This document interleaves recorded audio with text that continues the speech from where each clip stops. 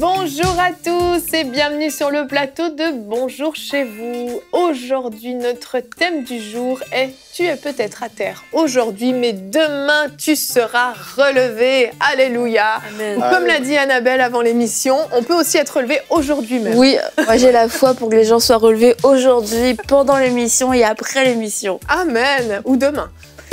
Mais aujourd'hui surtout. Bah, après l'émission, ça peut être demain. Demain, parce que c'est samedi demain, non, ou ça peut être dimanche. Oh, ça peut être dimanche après-demain, aussi, hein, ça peut aussi. En tout cas, nous croyons que vous pouvez être relevés. Tu voulais dire quelque chose, Anne? Non, j'ai dit, si on regarde l'émission un mercredi, ça sera pour mercredi. C'est vrai qu'on peut regarder sur le replay sur emctv.com. Donc aujourd'hui, on va vraiment fortifier nos amis téléspectateurs qui passent par une épreuve.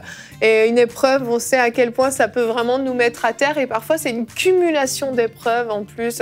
On a la maladie, des problèmes financiers, je sais pas, un divorce qui vient par-dessus. Bref, la catastrophe totale. Il peut y avoir toutes sortes de choses qui nous arrivent. Et puis, on a vraiment littéralement l'impression d'être à terre, vraiment. En se disant, bah là, le diable, il est en train de me piétiner. Puis, j'ai même plus la force de me relever. Et on va voir aujourd'hui que par la grâce de Dieu, on peut vraiment être relevé miraculeusement. Et à la fin de cette émission, en deuxième partie, nous aurons le témoignage d'Éric Dufour qui est venu raconter justement lui comment la maladie l'avait vraiment mis à terre, mais comment Dieu l'a glorieusement relevé. Donc on écoutera tout ça, mais avant toute chose, on va commencer avec toi, Jonathan, dans la pensée du jour.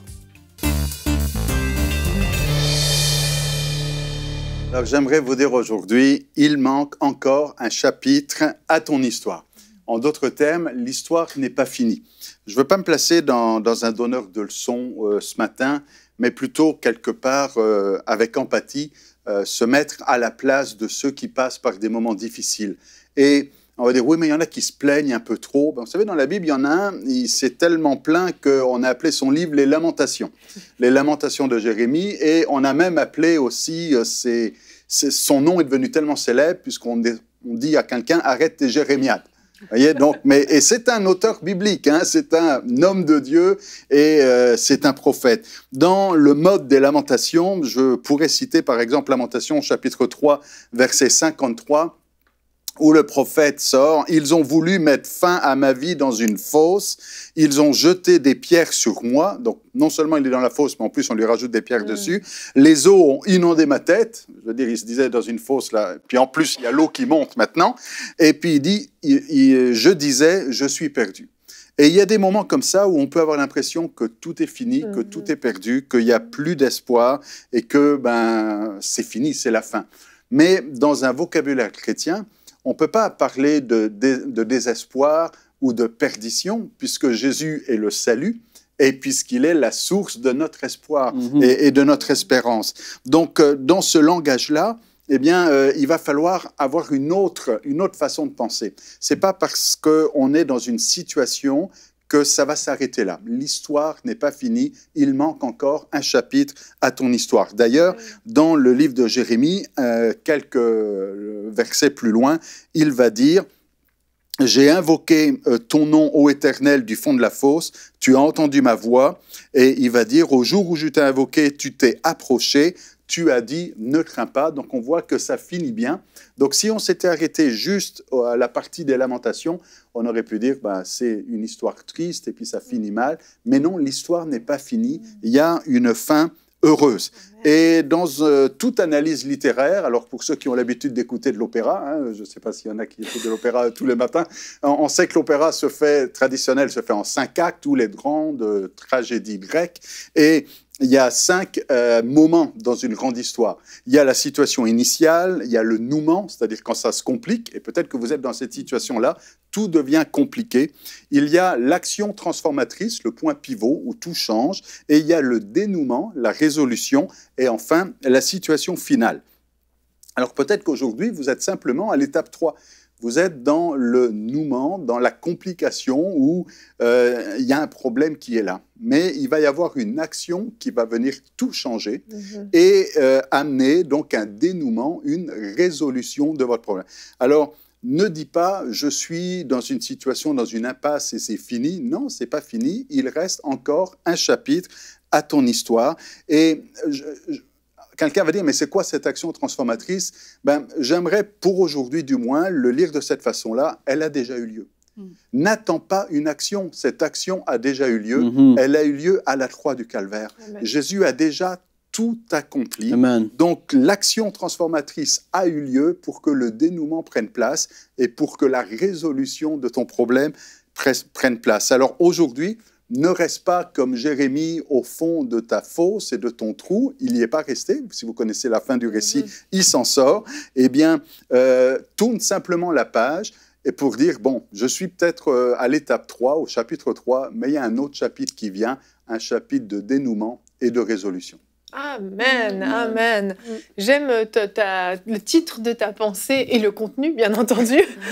Ce chapitre qui n'est pas encore écrit, et puis c'est un chapitre qui est complètement invisible encore, on n'a aucune idée de ce qu'il va contenir, mais il y a une chose dont on est sûr, c'est que c'est le chapitre parfois même le plus glorieux de notre vie, mais en tout cas c'est un chapitre très glorieux, parce que c'est le moment, comme tu le disais, là, ce dénouement, et puis cet acte final même, qui est absolument grandiose en général, parce que Dieu intervient miraculeusement de différentes façons, il y a tellement de façons, mais on sait que ce chapitre sera glorieux, sera extraordinaire.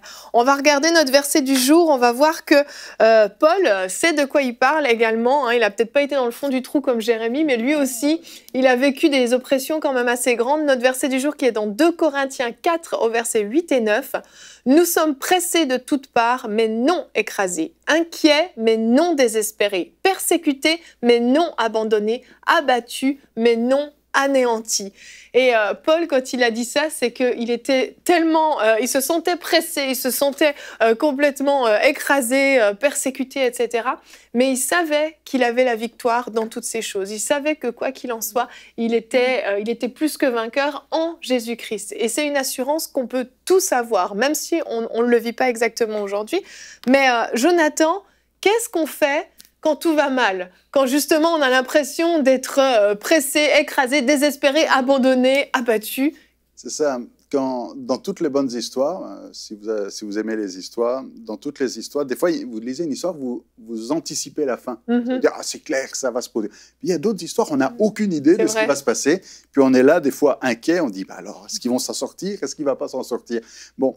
Moi, je vais à la fin, en général, pour me rassurer, puis après, je regarde. Ah oui, mais quand quelqu'un nous spoil la fin d'une histoire, des fois, on n'aime pas ça. Mais concrètement, techniquement, l'apôtre Paul a déjà spoilé la fin de votre histoire. C'est vrai. Puisqu'il dit dans Romains 8, « Mais dans toutes ces choses, nous sommes plus que vainqueurs. » Amen. Et donc, nous savons déjà la fin. Quand on lit l'Apocalypse, c'est un livre de bonnes histoires et de bonnes nouvelles, puisque ça nous dit à la fin, on arrive à la fin, ça finit bien. donc de dire, oui, il peut y avoir des moments de tension, difficiles, mais à la fin, c'est le triomphe, c'est la gloire, c'est les noces de l'agneau. Donc, quand on est dans cette situation difficile, il faut se rappeler que à la fin, ça finit bien. Alors, on ne connaît pas le chemin, on ne sait pas comment on va arriver à ce dénouement ou comment on va arriver à cette situation finale où tout est bien, qui finit bien, mais on ne sait pas comment, mais on sait qu'on va y arriver. Et c'est ça qui est important, c'est que quand on est dans une situation difficile, il ne faut pas se dire « je suis dans une impasse et c'est fini ». Non, il y a un espoir, il y a une solution, il y a un remède, même si on ne sait pas combien de temps ça va prendre. Donc, Seigneur est là. On peut déjà se réjouir finalement de cette victoire, même si on ne sait pas encore comment elle va arriver? Oui, parce qu'on connaît déjà la fin. Maintenant, il faut y croire. Il faut y croire dans cette fin-là. Donc alors, c'est sûr que ce qui est délicat, c'est le temps. Et le temps, c'est l'épreuve de notre foi. Mais le temps peut être long. Des fois, nous, on lit les Actes des Apôtres, on lit l'apôtre Paul, puis on a juste un verset. Mais sauf que pendant un verset, l'apôtre Paul est passé 2 ans en prison. D'accord. Et 2 ans, peut-être vous, si on vous met 2 ans en prison, vous allez trouver ça long. Mais nous, on est passé du verset 28 au verset 29. Bon, c'est juste 2 ans. Mais ça peut être long, 2 ans. Vrai. Mais quand on a de l'espoir, eh bien, on va notre ami Joseph a passé du temps en prison aussi. C'était long, mais ça a bien fini. C'est ça, parce qu'il avait cette espérance. Et ça fait pas très longtemps, j'avais raconté l'histoire de Maria Heather Woodworth. Et puis, je ne sais pas s'il y en a qui ont écouté, mais cette femme-là, c'était la semaine dernière. Il y a une période de sa vie qu'elle a trouvée longue. Elle était fermière dans l'Ohio, enterrée dans une ferme avec un mari infidèle qui, en plus, faisait pas prospérer la ferme. Et puis, pour couronner le tout, elle avait 6 enfants, dont 5 sont morts dans une épidémie. Et elle trouvait le temps long. Et on est exactement dans ce cas-là, c'est-à-dire que c'était une femme de Dieu qui s'appuyait sur la parole de Dieu et que dans ces temps d'adversité, elle a toujours gardé l'espoir en disant non, il va y avoir un temps de victoire. Et le temps de victoire est arrivé puisqu'après 40 ans, elle est vraiment devenue une femme de Dieu utilisée puissamment par Dieu pour des choses glorieuses. Et là, je voudrais ajouter un point par rapport à ce qu'a dit Jonathan, c'est qu'on attend un dénouement et la victoire est acquise. Mais parfois, on imagine cette victoire d'une certaine manière. C'est vrai. Et elle peut venir d'une autre manière. Et pour Maria Heather, Dieu ne lui a pas rendu ses 5 enfants disparus et son mari est quand même resté infidèle. Mais par contre, Dieu s'est manifesté glorieusement au travers de sa vie et peut-être pas d'une manière qu'on aurait pu prévoir. Alors parfois, Dieu va nous surprendre et la victoire n'est pas là où on l'attend, mais elle va être là quand même. Il y a une victoire. Il y a une victoire. Et comme dit le prophète Osée, sa venue est aussi certaine que celle de l'aurore. Quand vous êtes dans la nuit sombre, vous savez que le soleil va se lever. Alors peut-être que si vous êtes au pôle Nord, il faudra attendre 6 mois avant que le soleil se lève, mais il va se lever. Il va se lever. Amen, mais c'est vrai que c'est une certitude. Comme Anne disait, la victoire vient pas tout le temps comme on le veut. Et quelquefois, on peut être au fond du trou, au fond du puits, au fond de la citerne, au fond de tout ce qu'on veut de notre vie. Et on prend notre énergie pour imaginer notre victoire, pour fabriquer notre victoire. Mais la Bible nous dit d'où me viendra le secours. Et le secours me vient de l'Éternel. Et c'est encore une fois notre travail, notre responsabilité, c'est de garder les yeux vers Dieu et de faire en sorte que notre communion et notre foi, notre confiance en lui grandissent et ne défaillent pas, plutôt que d'essayer nous-mêmes de créer une victoire, de créer un changement, de se créer une échelle, une corde. C'est d'où me viendra mon secours me viendra de l'Éternel. Peut-être que ce sera une corde, peut-être que ce sera quelqu'un, peut-être que ce sera un ange, peut-être que le puits va s'effondrer, enfin pas s'effondrer parce que je vais mourir dans le puits, mais il va s'effondrer vers l'extérieur. Je vais te transporter. Mais ça, c'est vraiment, dans la bonté de Dieu, va s'exprimer dans toute sa souveraineté. Le secours me vient de l'Éternel. Comment, je ne sais pas, mais je sais qu'il va venir me secourir. Mon âme bénit l'Éternel et n'oublie aucun de ses bienfaits. Amen. C'est lui qui pardonne toutes tes iniquités, qui guérit toutes tes maladies. C'est lui qui délivre ta vie de la fosse, qui te couronne de bonté et de miséricorde. Et dans des moments comme ça... Tu veux nous donner juste la référence pour ceux qui sont à la maison? Ouais, c'est le psaume 103. Ouais. C'est verset 1 et on peut aller jusqu'au verset 7. Ça tout le monde le sait. Apparemment, mais moi je pense que les gens sont contents d'avoir la référence. Oui, c'est un passage très puissant que j'ai relu souvent dans ma vie, dans les moments où ça a été difficile. Tu dis non, c'est toi qui délivres ma vie, la vie de mes enfants, la vie de peu importe, de la fosse. C'est-à-dire, tu es rendu au plus profond, c'est toi qui le fais, Dieu, d'une façon ou d'une autre. Puis ça paraît trop beau pour être vrai, mais c'est la vérité. Et dans le milieu de cette épreuve-là, mon âme bénit l'Éternel quand même. Pas pour ces choses mauvaises, mais parce que tu es bon. Tu es toujours bon et tu es là à mes côtés. Et moi, par rapport à Jérémie, il y a ce passage qui dit de lui... Les gens disent toutes sortes de mal de moi. Ils me ridiculent, je paraphrase. Ils disent toutes sortes d'affaires de moi, mais en dedans de moi, je ne peux pas me taire parce qu'il y a un feu, comme un feu dévorant qui est là à l'intérieur de moi. Et le fait qu'il savait qu'il avait une destinée, il avait un appel de Dieu sur sa vie, qu'il avait un amour pour Dieu, toutes ces choses mauvaises qui étaient là, faisait qu'à cause de l'appel de Dieu, à cause de ce feu à l'intérieur de lui qui était là, il ne se décourageait pas et il ne se taisait pas. C'était pas facile d'être Jérémie. Non, ça c'est C'était pas agréable. Mais il a dit, à cause de ce feu, je continue quand même parce que c'est dévorant à l'intérieur de moi. Dieu, je t'aime tellement, je veux accomplir ce que tu m'appelles à faire. Amen. Ça, c'est une clé. Hein? Ça. Et Jonathan, tant qu'on va regarder en bas, on va être découragé. Et quand on va commencer à regarder en haut, on va être encouragé.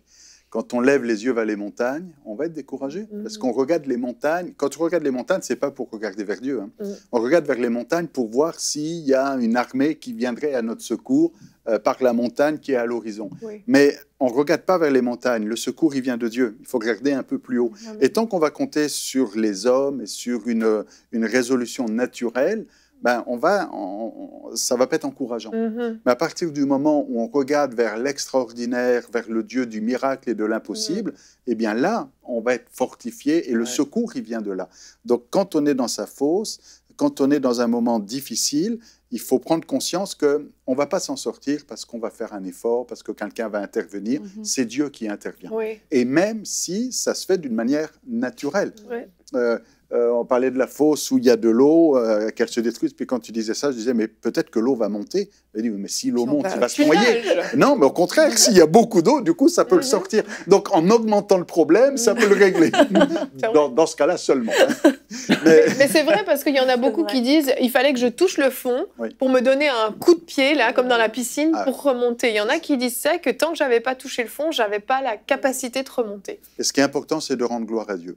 Parce que même s'il y a quelqu'un, un humain, un vrai, pas un ange, mais un humain qui vient et qui vous donne quelque chose, il ne faut pas dire c'est mon voisin qui m'a secouru. Il ne faut pas dire c'est ma tante, c'est mon grand-père. Non, c'est Dieu qui vous a secouru au travers de cette personne. Parce que sinon, vous regardez vers les choses naturelles. Si vous mettez votre espoir en Dieu, quand la situation est réglée, rendez gloire à Dieu en disant Dieu m'a secouru, même si c'est passé par l'intermédiaire de quelqu'un ou pas. Et puis c'est un piège de tomber dans l'amertume parce que toute chose concourt au bien de ceux qui aiment Dieu. Et même si c'est pas Dieu qui a provoqué ça, mais en tout cas, dans notre épreuve, il va nous fortifier, il va nous rendre persévérants, il va nous endurcir et il va aussi tester notre amour pour lui. Donc, en fin de compte, on sera de toute façon gagnant parce que Dieu va être avec nous et il va nous avoir rendus beaucoup plus forts. Amen, amen. Et oui, bien sûr. Je peux dire ça. Quand on va pas bien, quand on vit des situations difficiles, on n'a quelquefois pas envie de lire notre Bible. C'est un défi, c'est difficile, c'est la dernière chose qu'on a envie de faire. Mais comme Frank disait, il lisait le psaume 103 pour s'encourager. Et la parole de Dieu vraiment nous fortifie. Ça nous donne une provision. Et j'ai entendu plusieurs fois des témoignages de gens, une seule parole les a relevés. Un homme de Dieu qui était dans une dépression profonde, vraiment profonde, ne plus pouvoir se lever, ne plus pouvoir rien faire. Une parole, un psaume, l'a complètement relevé. Du jour au lendemain, c'était fini. Et il y a plusieurs personnes qui ont vécu ce genre de choses parce que la parole est vivante. Amen. C'est ça, c'est la promesse d'Habakkuk. Cette parole est certaine, elle s'accomplira. Et puis pour finir, juste dire qu'il ne faut jamais rendre Dieu responsable et ne jamais l'accabler de reproches. Il est le secours. Il est le secours. Il n'est pas celui qui nous tape sur la tête, il est notre secours, la main qui est tendue. Amen. Il est comme Joseph l'a dit, celui qui transforme le mal en bien. Exactement. Et je vous laisse maintenant regarder le témoignage de Éric Dufour qui, lui, est passé par dépression, maladie, dans un pays dans lequel il venait tout juste d'arriver en mission. Vous allez découvrir tout ça et vous allez voir surtout comment Dieu l'a relevé dans la rubrique « C'est mon histoire ». Et on se retrouve pour la rubrique « C'est mon histoire ». Aujourd'hui, j'ai le grand plaisir d'avoir avec moi le pasteur Éric Dufour. Bonjour. Bonjour. Tu vas bien? Ça va très bien, merci. Merci à toi d'être avec nous pour cette rubrique aujourd'hui où tu vas nous partager une partie quand même intime de ta vie. Assez intime, oui. Tu vas nous raconter une période très difficile, peut-être même la plus difficile de ta vie, ça c'est toi qui pourras le dire, où malheureusement tu as été vraiment mis à terre par une dépression, une maladie, deux maladies même, et une période très très difficile, mais on casse tout de suite le suspense, le Seigneur t'a relevé. Oui, et tu vas nous raconter justement cette histoire-là, et tu me disais hors antenne que tu voulais aussi briser un tabou en parlant de ça. C'est ça, je suis pasteur donc depuis 28 ans, et c'est vrai que les pasteurs vivent dans un espèce de monde où il faudrait qu'ils soient parfaits constamment, qu'il ne leur arrive rien, ou tout du moins qu'ils fassent comme. Et le tabou que je voudrais briser, c'est le fait qu'on peut être pasteur et vivre une dépression, et vivre des moments vraiment difficiles. Et l'histoire récente a montré aux États-Unis plusieurs pasteurs qui se sont suicidés, et c'est une tragédie, et parce qu'ils étaient en dépression et ne sont pas parvenus à trouver l'aide dont ils avaient besoin et remonter la pente. Et en fait, c'est pour ça que je pense que c'est important de pouvoir être vulnérable, et puis partager mon témoignage, d'avoir vécu une dépression, d'avoir vécu des maladies, d'avoir vraiment passé sans aucun doute une des périodes les plus sombres de ma vie, et puis d'expliquer aussi comment Dieu m'a relevé. Exactement. Parce que toi, tu étais pasteur en France, tu étais épanoui dans ton ministère, dans 2 églises différentes même. Donc, tu avais vraiment de multiples casquettes, tu étais très actif. Et le Seigneur vous a envoyé ton épouse, vos 5 enfants et toi en Asie, c'est ça, pour servir le Seigneur comme missionnaire. Et puis, c'est là que ça a dégringolé finalement. Absolument. Donc, comme tu le disais, on est pasteur de 2 églises. Ça voulait dire avoir peut-être 5 prédications par semaine. Les gens me demandaient toujours ce que je pensais de telle ou telle chose dans leur vie. Donc, je ne pense pas avoir abusé de cette relation, mais vraiment, j'aimais les aider et je vivais grâce à leur amour aussi. Et j'aimais beaucoup cela. Les choses progressaient bien jusqu'à ce que le Seigneur nous appelle et on veut obéir à Dieu. Donc, ça prend à peu près une année, mais Rachel, nos 5 garçons et moi, partons en Asie du Sud-Est sur un appel de Dieu très clair. On est absolument sûr qu'on fait la bonne chose, on obéit à Dieu. Et puis on arrive dans ce pays et je savais bien intellectuellement que le choc serait grand par rapport à l'activité que j'avais en France, mais je ne m'attendais pas à l'ampleur de ce que ça allait représenter. Et donc on arrive dans un pays où je me retrouve à avoir à apprendre la langue locale plus l'anglais. Je ne peux pas m'exprimer aussi bien qu'un enfant de 2 ans le ferait. Donc, c'est déjà un gros challenge en soi, mais je me disais, bon, ça va aller. Mais le problème, c'est qu'en fait, je me retrouve dans une grande solitude par rapport au ministère. J'ai plus personne. C'est un pays ou un régime qui n'autorise pas la vie chrétienne libre. Donc, je me retrouve sans avoir vraiment des gens à aider, au-delà de ma famille proche, et je faisais mon maximum pour cela. Et grandit en moi un sentiment d'être inutile. Alors que je sais que je sers Dieu, je sais que j'ai obéi à Dieu en venant dans ce pays, mais il n'y a plus toutes ces personnes qui me posent des questions, il n'y a plus toutes ces réunions à tenir, il n'y a plus cette vie de pasteur que j'avais. Et je me suis rendu compte qu'en fait, mon identité, elle est en Jésus-Christ, elle était d'être un pasteur. Et en fait, je ne savais absolument pas qui j'étais sans être un pasteur, qui j'étais en Jésus-Christ. Mon intelligence le savait, j'aurais pu même enseigner dessus, mais dans mes tripes, si je peux dire ça comme ça, je le vivais très très mal. Et c'est développé en moi un immense sentiment d'inutilité. Et alors, la dichotomie, le problème en moi, c'était le suivant. Je savais que j'obéissais à Dieu. Je savais que j'étais à l'endroit où il voulait que je sois, donc il n'y avait pas de doute en moi. Et en même temps, grandissait de plus en plus fort le sentiment d'être inutile, de perdre mon temps, de ne rien faire pour le royaume de Dieu, et d'avoir peur d'être jugé par Dieu comme ayant complètement loupé le coche et avoir passé ma vie, alors des paraboles comme celui qui a un talent et qui l'enterre et qui, je dis ça y est, j'aurai un jugement sur moi. C'était une pensée plus émotionnelle, mais qui était très forte et j'arrivais plus à la raisonner. Jusqu'au moment où tu commences même à être en colère contre Dieu, parce que c'est lui qui t'a fait venir ici, et finalement tu te dis, bah, il m'a mis dans une prison. C'était exactement le mot que tu utilises. Donc alors, en tant que chrétien, pasteur, missionnaire maintenant, on se dit, mais c'est pas possible. Ces gens-là, ils peuvent pas avoir de problème. Eh bien si, on peut en avoir. En plus, on n'est plus du tout dans notre contexte d'évolution dans notre culture. Et exactement, je me suis senti, Seigneur, tu m'as trompé. Seigneur, tu m'as menti. Alors, ce sont des mots très forts. Hein. Mon intelligence sait très bien que Dieu n'est pas tenté par le mal, qu'il est amour, qu'il veut le meilleur pour moi. J'avais aucun doute là-dessus. Mais encore une fois, mes tripes me disaient, mais pourquoi tu m'as emmené là ? Je sais que si je quitte le pays où je suis, je vais te désobéir, donc je ne peux pas le quitter. Donc vraiment, je suis dans une prison et je ne contrôle plus rien. Et j'aime pas ce qui se passe parce que je me sens complètement inutile. Et pour un jeune homme, j'avais du succès, entre guillemets. Vraiment, j'aimais ce que je faisais. Je voyais des perspectives d'avenir, j'avais envie de développer des tas de choses, plein de projets. Et d'un seul coup, je me retrouve au point zéro, plus rien, plus de projets, plus de ministère comme je l'entendais, un sentiment d'inutilité écrasant et coincé par Dieu dans un endroit où si j'en sors, je sais que je sors du plan de Dieu. C'est dur ça, hein? C'est terrible. L'impression d'être coincé dans quelque chose dans lequel tu es malheureux et tu n'es pas épanoui. Et puis même, au bout d'un moment, tu as l'impression que ça va te tuer petit à petit, quoi. Exactement ça. Donc, ça va me tuer. Et surtout, je n'ai pas de solution, quoi. Je n'ai pas de solution et je me sentais déchiré à l'intérieur. Et ma théologie de l'époque, ma relation avec Dieu à l'époque, ne m'autorisait pas à confronter la réalité que j'étais en colère, en fait, contre Dieu. Je me disais, je ne peux pas avoir la foi et être en colère contre Dieu, ce n'est pas possible. Et a commencé de s'ouvrir comme un puits en moi, comme une abîme, dans laquelle, sans m'en rendre compte au début, mais je suis tombé. Et c'est là qu'il faut mettre le mot. Je suis tombé en dépression. Alors, au début, comment ça s'est manifesté? J'ai perdu de la motivation à tout. J'avais plus goût à rien. J'étais comme débranché de moi, débranché de mon énergie vitale, débranché de mon envie de vivre et de faire quelque chose. Et je pouvais passer des heures à être les yeux dans le vide et pas savoir ce que j'allais faire de ma peau et de ma vie.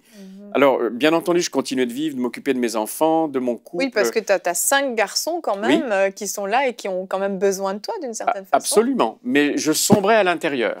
Évidemment, je donnais le change encore, mais je devenais comme une coquille vide. C'est que la coquille extérieure se voyait, mais à l'intérieur, j'étais plus là. Et pas de solution. Et cette dépression a commencé à s'installer. C'est un trou qui est devenu de plus en plus grand.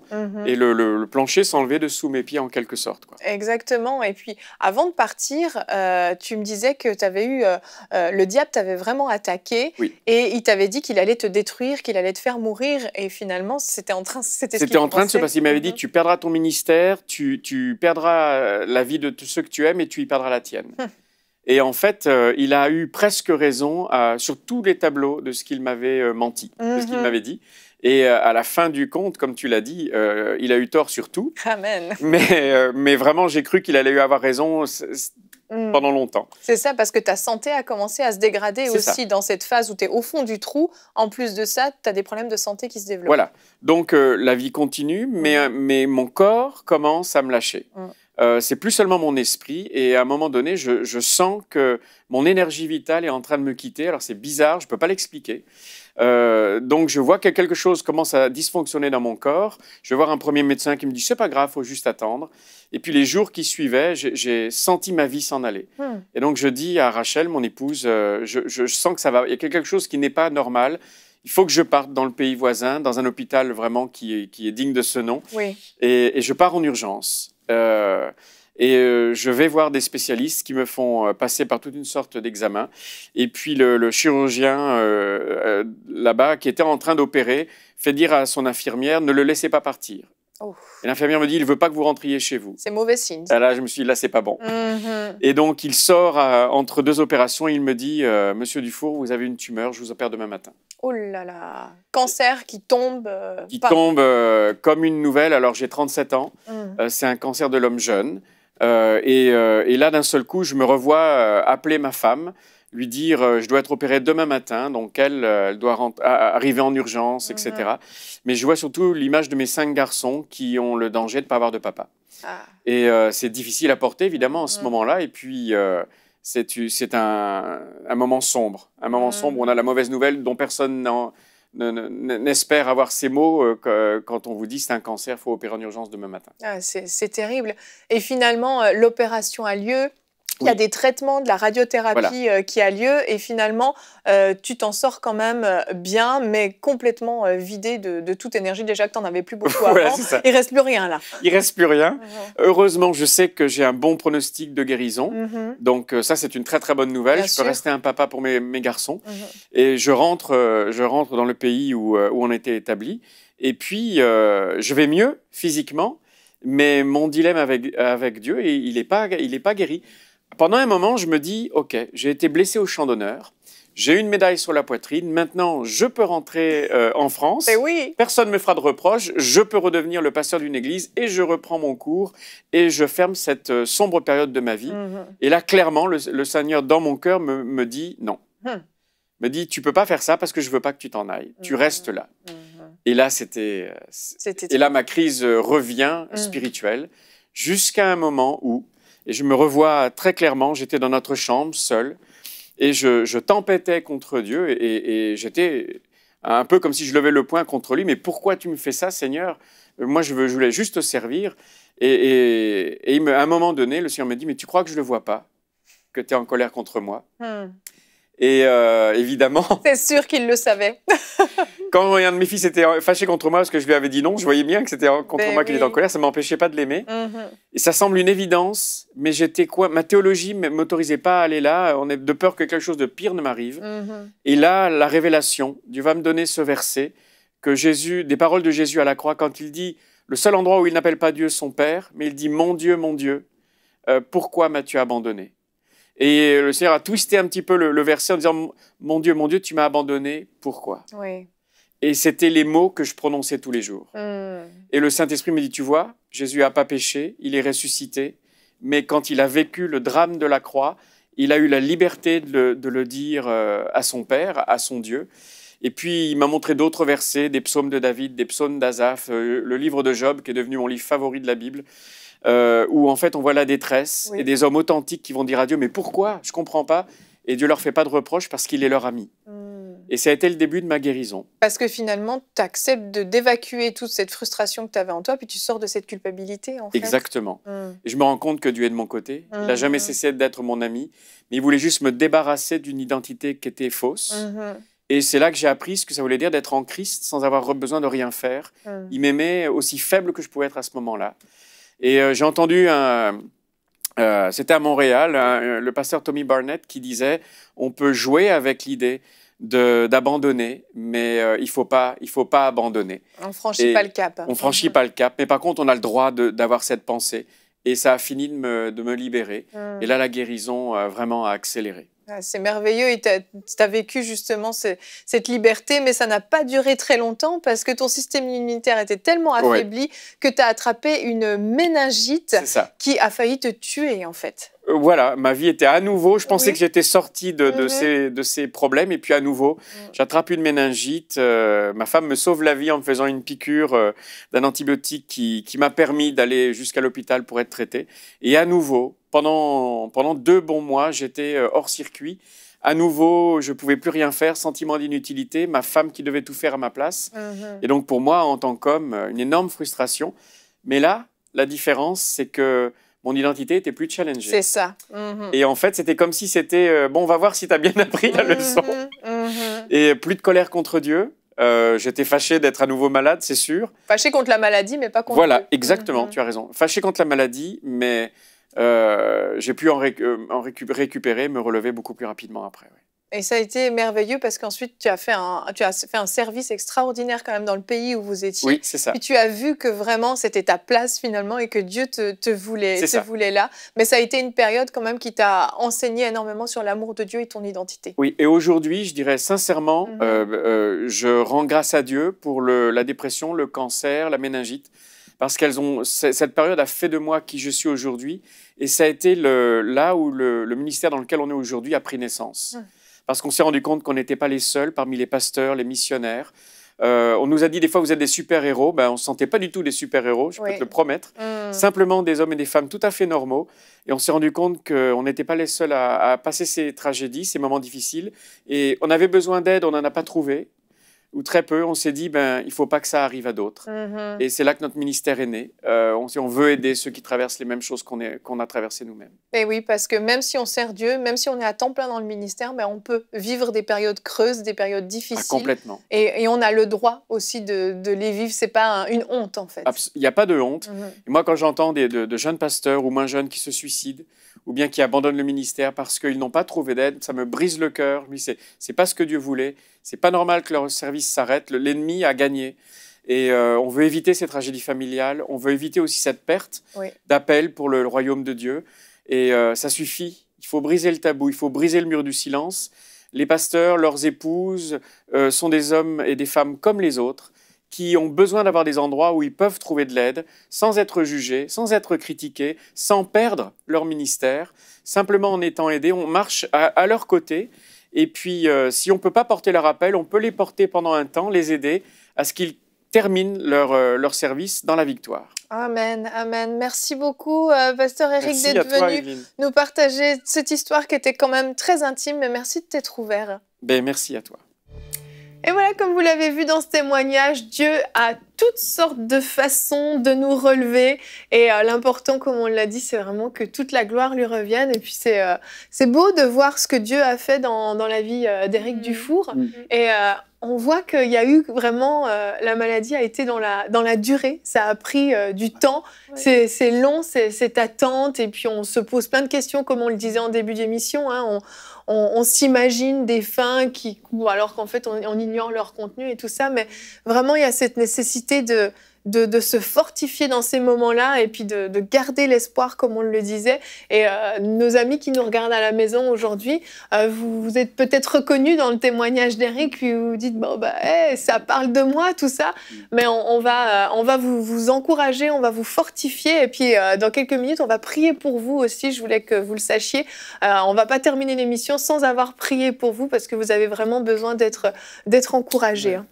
Ouais, le plus difficile, c'est quand on est au milieu de la tempête, ben on voit que la tempête. Ouais. On est en plein milieu d'une tempête, ça souffle, il y a du vent, il y a de la bourrasque, et puis on ne voit pas l'issue. Ou alors, quand on a l'expression en français, on est dans le tunnel et on ne voit pas le bout du tunnel. Parce qu'on est en plein milieu du tunnel. Mais il y a de la lumière au bout du tunnel.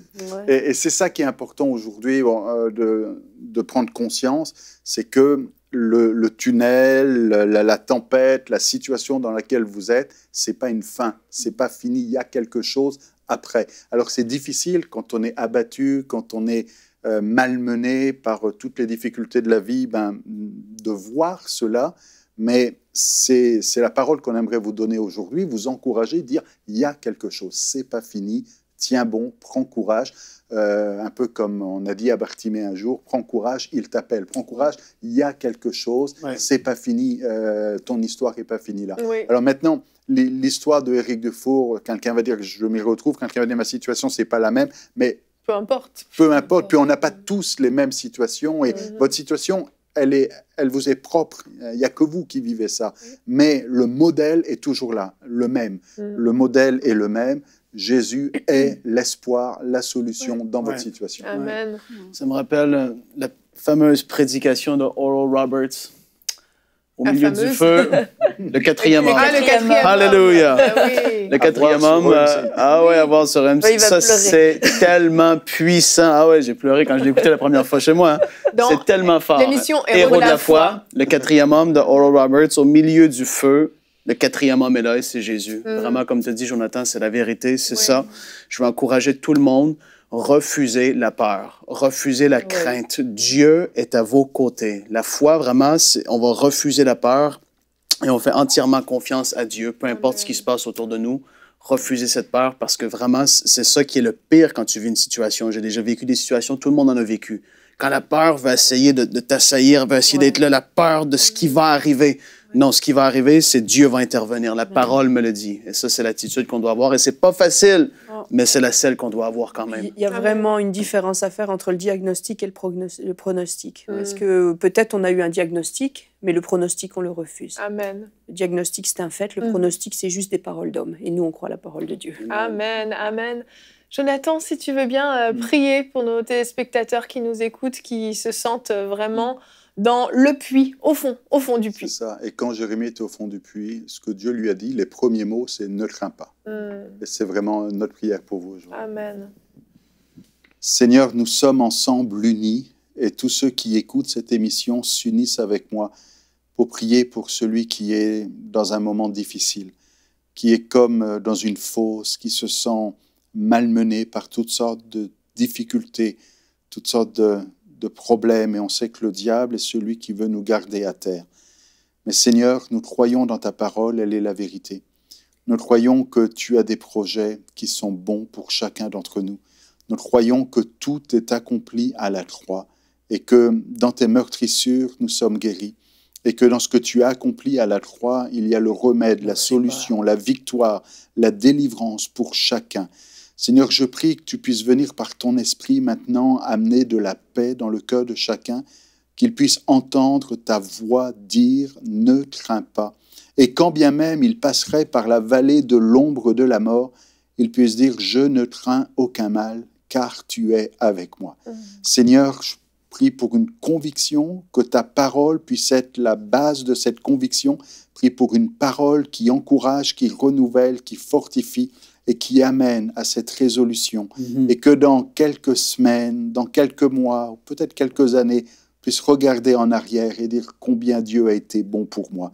Seigneur, merci d'encourager, de fortifier celui qui en a besoin aujourd'hui. Tu connais chacun qui nous écoute et nous croyons que tu entends notre prière.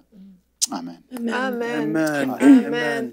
Amen. On se réjouit et on rend gloire à Dieu de ce qu'il est en train de faire dans votre vie, qu'il va vous relever surnaturellement, il va vous fortifier, il va guérir votre corps, il va vous sortir de cette épreuve dans laquelle vous êtes, quelle qu'elle soit. Et puis, on se réjouit parce que vous allez avoir un témoignage. Et il y a beaucoup de gens qu'on reçoit sur le plateau de Bonjour chez vous, particulièrement à la rubrique C'est mon histoire, qui viennent nous raconter une histoire de leur vie qui est devenue presque l'histoire de leur vie, l'événement majeur de leur vie. Parce que cette épreuve par laquelle cette épreuve qu'ils ont dû traverser leur a activé une foi extraordinaire dans la victoire qu'ils ont reçue. Ils ont vu comment Dieu les aimait, comment Dieu était intervenu et ça a fortifié leur foi et c'est devenu comme le socle de leur vie chrétienne. Et on croit vraiment que ça va être votre cas, que cette épreuve que vous êtes en train de traverser aujourd'hui est pour la gloire de Dieu parce que Dieu va se glorifier dans cette épreuve. Il va vous relever et vous n'allez plus être la même personne et vous aurez un témoignage extraordinaire que vous allez transporter partout avec vous pour édifier et encourager